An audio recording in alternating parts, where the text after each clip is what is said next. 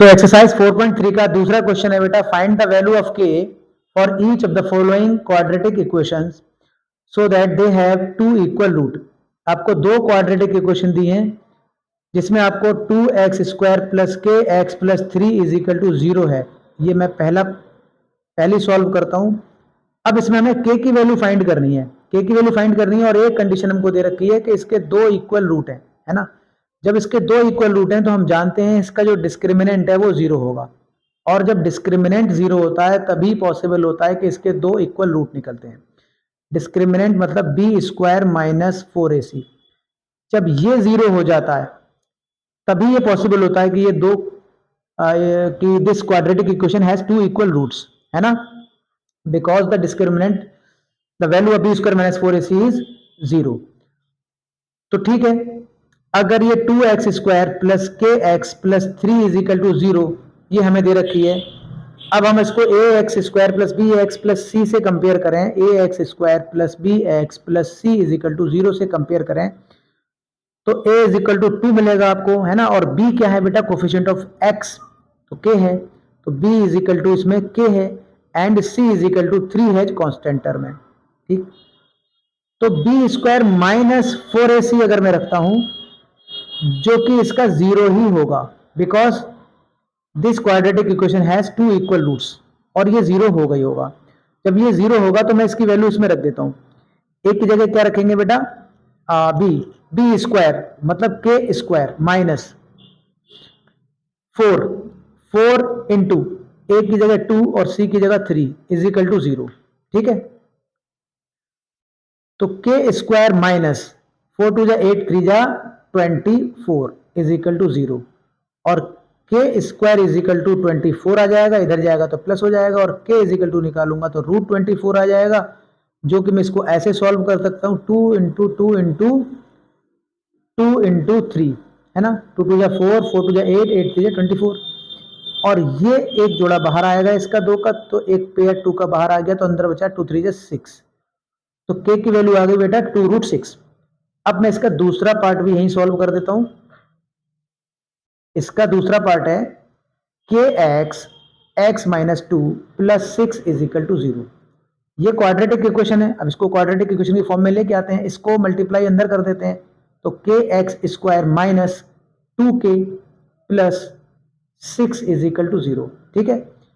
अब हम इसमें क्या देखते हैं, जो x² का कोफिशिएंट होता है वो a होता है, तो a इज इक्वल टू मिला k, ये -2 का मल्टीप्लाई kx से करेंगे बेटा तो -2kx हो जाएगा ये प्लस 6, तो इसलिए x का जो कोफिशिएंट होता है वो b होता है, तो b is equal to -2k आपको मिल रहा है, और c इज इक्वल टू 6 जो कांस्टेंट टर्म है।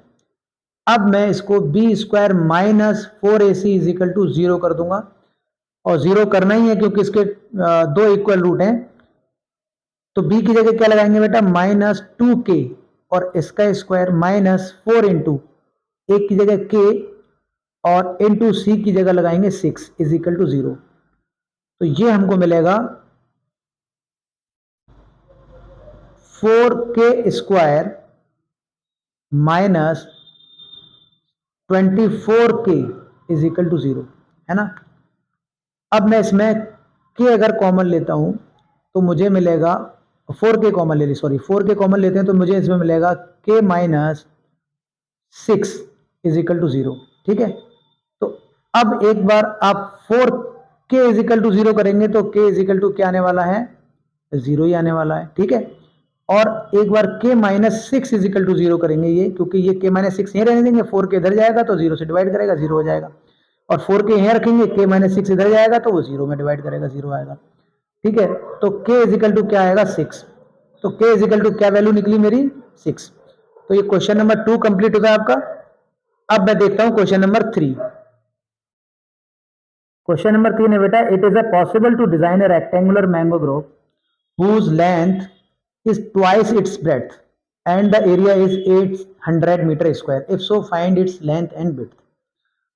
It means ये कह रहे हैं क्या ऐसा पॉसिबल है कि एक रेक्टेंगुलर मैंगो ग्रोव बनाना है, इसकी अगर इसकी जो लेंथ है, लेंथ ट्वाइस है इस ब्रेड्थ, अगर मैं ब्रेड्थ मान लूं x तो इसकी लेंथ हो जाएगी 2x ट्वाइस, ठीक है। Let's it's breadth is x, तो इसकी लेंथ कितनी हो जाएगी? तो इसकी लेंथ हो जाएगी 2x मीटर, मान लो इसको x मीटर, 2x मीटर, ठीक है, x मीटर 2x मीटर। और हमको क्या दे रखा है? And the area is 800 metre square. तो एरिया कैसे निकालते हैं? अगर रेक्टेंगुलर मैंगो ग्रोव है तो इसका जो एरिया निकलेगा, इसका हमें दे रखा है 800 मीटर स्क्वायर, और इसका एरिया हम निकालते हैं L into B, L into B 800 metre square, ठीक है। तो L कितनी है बेटा इसकी? मैंने मानी है x मीटर इंटू ये 2x मीटर है, is equal to 800 metre square, है ना।